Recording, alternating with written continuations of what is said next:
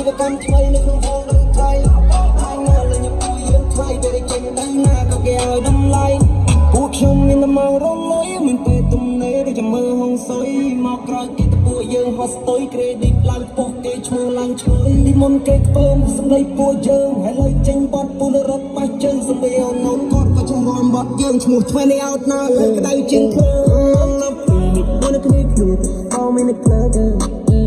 មកនឹងអាចារ្យទីជាមួយរីកទីមានអារម្មណ៍ឡារពតចណាក៏ហ្វ្រីនៅមកបងឲ្យនៅខ្លួនទៅមកជុំនេះរីយកតាំងសំឡងបានឈប់20 out now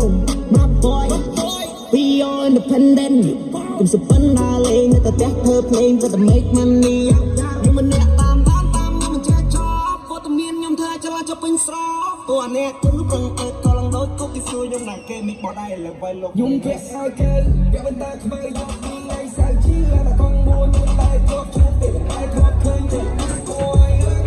និយាយពីអារម្មណ៍បន្តមកសាចាទេបងឯងខ្ញុំអង្គុយបាយគុំចូលចាំទៅមិនបានជាចាំ